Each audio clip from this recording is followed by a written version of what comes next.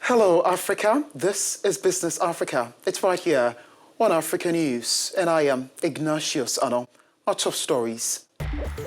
A once fruitful relationship goes sour as the Republic of Congo ends a long-standing energy deal with Italian oil giant Eni. Tea factory struggles to stay afloat amid clashes in the Eastern Democratic Republic of Congo. And a little later, we head to Togo, where a farmer is determined to attract investors to the agricultural sector with his land valuation project. Thank you for joining me.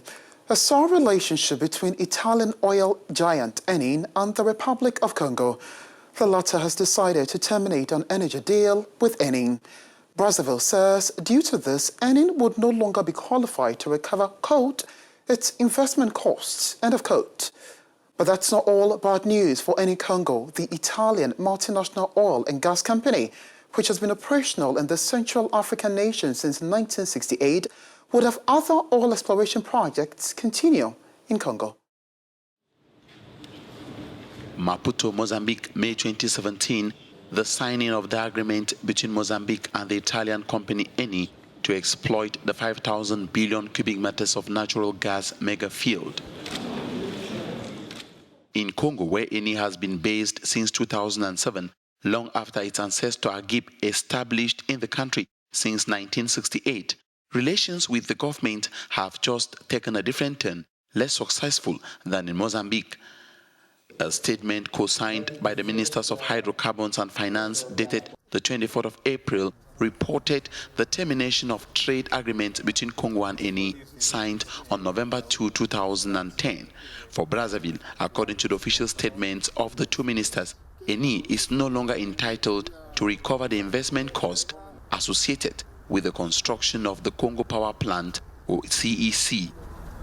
Thus, Eni is expected to build a latest generation gas fire power plant in return for oil.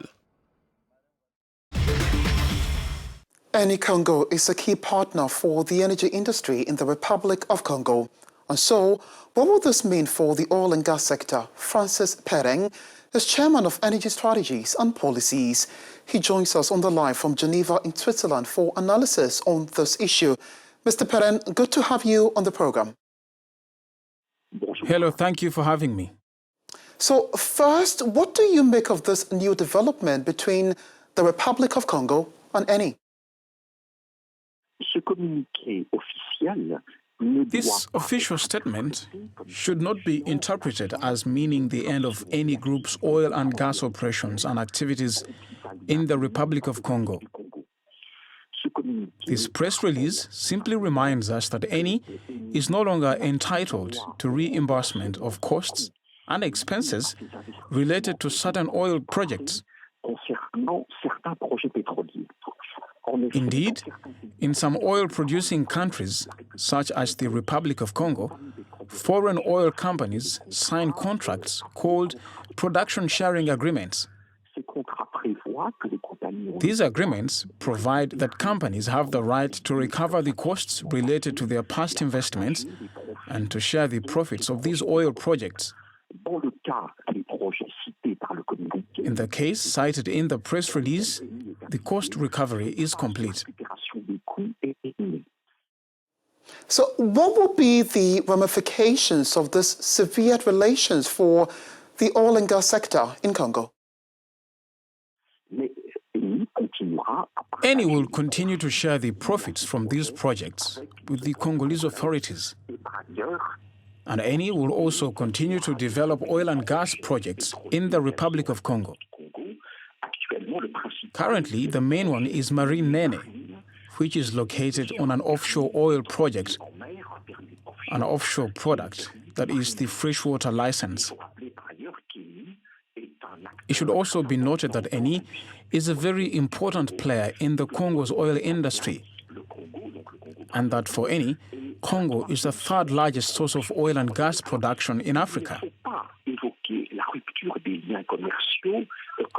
The end of trade links should not be seen as if Eni's projects and activities have ended in the Republic of Congo. Eni is involved in several oil and gas and energy projects in the Republic of Congo. The fact that a project is called into question does not mean that there is an impact on other projects that are completely independent, such as the Marine Nene Oil Development Project offshore Congo.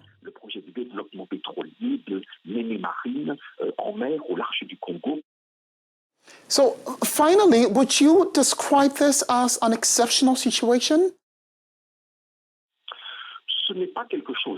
This is not something exceptional.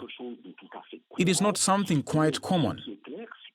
But what is clear is that in these contracts, which are called production sharing agreements, there sometimes comes a time when this phase of cost recovery by foreign investors is over.